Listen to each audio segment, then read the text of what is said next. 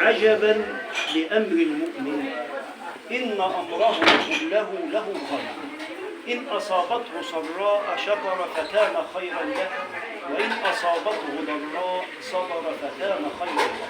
الصابر والشاكر في الجنة. الله عز وجل يقول في الحديث الذي حسنه العلامة الألباني، يقول: من رضي بقضائي وصبر لبلائي وشكر لنعمائي، 3 حاجات ده جزاؤه ايه؟ قال: أدخلته جنتي. طب والعكس بتاعهم: من لم يرضى بقضائي، لم يصبر لبلائي، ولم يشكر لنعمائي، فليخرج من تحت سمائي وليطلب ربا سواه. النبي صلى الله عليه وسلم يأتي وفد إليه، فالنبي يسألهم: من أنتم؟ فقالوا: نحن مؤمنون. قال لهم: لكل قول حقيقة، فما حقيقة قولكم؟ وما صحة إيمانكم؟ إيه الدليل على أنتم مؤمنون؟ فدل قالوا 15 سنة. كان آخر حاجة فيهم إيه؟ قالوا: نرضى بالقضاء ونصبر على البلاء.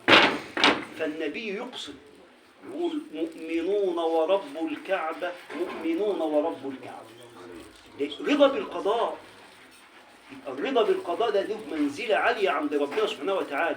لذلك ربنا يقول سيدنا محمد إيه؟ ولسوف يعطيك ربك، ما قالوش فتسعد، لأن في فرق بين السعادة وفرق بين الرضا. السعادة شعور مؤقت هيزول على طول، أنا فرحان منك، سعيد معاك أو مبسوط منك، هديك جلبيت، لكن لما أزعل هاخدها منك تاني وهعيلك وأعمل لك. لكن الرضا ده دائم. لما ربنا بيرضى عن العبد بيتنوا في النعيم اللي هو فيه. ولذلك الجنة ربنا سبحانه في أهل الجنة إيه؟ يقول لهم: يا أهل الجنة هل رضيتم؟ قالوا له: وما لنا لا نرضى، ألم تدخلنا الجنة؟ ألم تثقل موازيننا؟ ألم تبيض وجوهنا؟ فقال لهم: اليوم أحل عليكم رضواني، ما قالش سعادتي، لأن هم هيبقوا مقيمين في النعيم ده دايما، لأن الرضا دايم، لكن السعادة شعوره بيعدي. قال لهم: اليوم أحل عليكم رضواني فلا أسخط عليكم أبدا. يبقى أنتوا في النعيم ده مقيمين فيه على طول. يبقى نعمة الرضا دي تبقى هبة من الله، اللي ربنا بيديله الرضا يبقى ده نعيم ملوش حل. لذلك الحكماء والعلماء يقول لك إيه؟ لا تعبدوا الله ليعطي، ما تعبدش ربنا عشان يديه، ولكن اعبدوا الله ليرضى، فإذا رضي أدهشكم بعطاء. احنا عايزين نتعلم البلاء اللي بيجي لنا ده ليه؟ المؤمن ده هو ربنا بيبتليه بشتى أنواع البلاء عشان يمتحنه. هو انت دلوقتي بتقول أنا واحد مذاكر، يجي الطالب يقول لك أنا مذاكر وما شاطر، هنعرف إن هو شاطر ولا مش شاطر إزاي؟ مذاكر ولا مش مذاكر إزاي؟ مش لما نمتحنه؟ طب ربنا سبحانه وتعالى له المثل الأعلى. انت بتقول انا مؤمن، حسب الناس ان يتركوا ان يقولوا امنا وهم لا يفتنون. انت بتقول انا راجل مؤمن، ايه دليل ايمانك؟ انا هبتليك بقى في زوجه، في ولد، في ضيق مال، في مرض، اشوفك هتصبر ولا تعمل ايه؟ ولا هتعترض على قضاء ربنا؟ ان الانسان رضي رضا ربنا خلاص، لان ربنا سبحانه وتعالى لما بيؤمر بامر يقول لك مثلا غض البصر بتاعك، فانت بتغض البصر وبتجاهد نفسك، يجيب لك المعصيه قدامك، شوفك هتبص لها ولا مش هتبص. لو نجحت بقى وعديت خلاص ربنا بيفتح على الانسان. فهو بيختبر العبد باخذ زوجه، بضيق في الرزق، بمرض، بشيء. شوف العبد هيعمل ايه؟ مؤمن راضي ولا مش راضي بالقضاء ده؟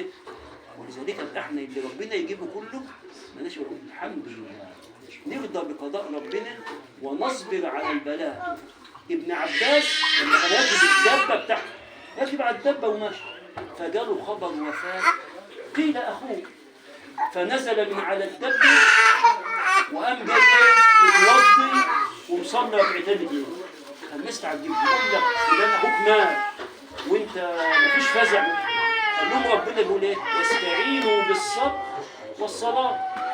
ولذلك لما توفى العباس عم النبي، فجاي واحد بيعزيه، بيعزي عبد الله ابن عباس اللي هو حبر الامه وترجمان القران، فجاي بيعزيه، فقال له ايه؟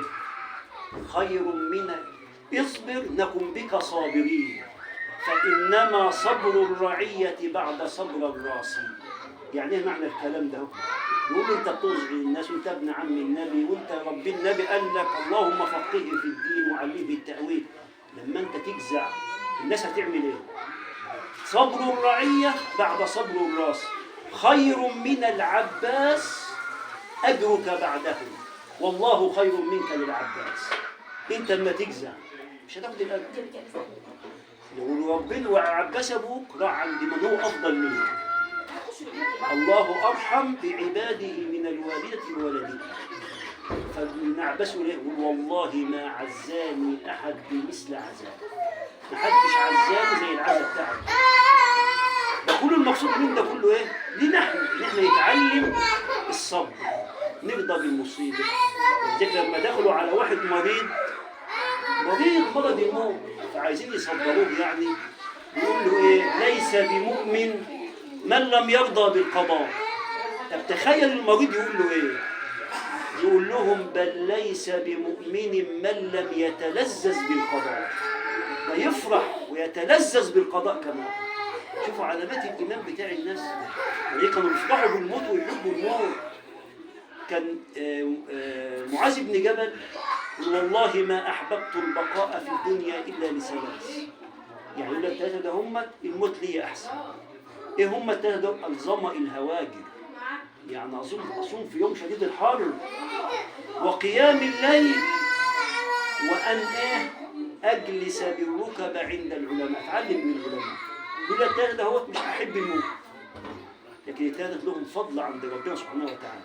يبقى احنا في اللي بيده كله ان الانسان خلاص المصيبه جت ووقعت ما نحرمش الاجر منها بقى، نرضى بقضاء ربنا ونصبر. فاحنا ان شاء الله هندعي ان ربنا ييسر بيه علينا ويشترك في الدعاء الاخلاص. اللهم صل على سيدنا محمد في الأولين آمين. وصل على سيدنا محمد في الآخرين آمين. وصل على سيدنا محمد في الملأ الأعلى إلى يوم الدين آمين. اللهم يا حنان يا منان يا واسع الغفران آمين. اغفر لهذه الفقيدة وارحمها آمين. وعافها واعف عنها آمين. وأكرم نزلها آمين. ووسع مدخلها آمين. واغسلها بالماء والثلج والبرد آمين. ونقها من الذنوب والخطايا كما ينقى الثوب الأبيض من الدنس آمين. اللهم أبدلها دارا خيرا من دارها آمين. وأهلا خيرا من أهلها آمين. وولدا خيرا من ولدها آمين. وجيرانا خيرا من جيرانها آمين. اللهم عاملها بما أنت أهله آمين. ولا تعاملها بما هي أهله آمين. اللهم إن كانت محسنة فزد في حسناتها آمين. وإن كانت مسيئة فتجاوز عن سيئاتها آمين. اللهم أدخلها الجنة من غير مناقشة حساب ولا سابقة عذاب آمين. اللهم آنسها في وحدتها آمين. وآنسها في وحشتها آمين. وآنسها في غربتها آمين. اللهم أنزلها منزلا مباركا وأنت خير المنزلين آمين. اللهم أنزلها منازل الصديقين والشهداء والصالحين آمين. وحسن أولئك رفيقا آمين. اللهم اجعل قبرها روضة من رياض الجنة آمين. ولا تجعله حفرة من حفر النيران آمين.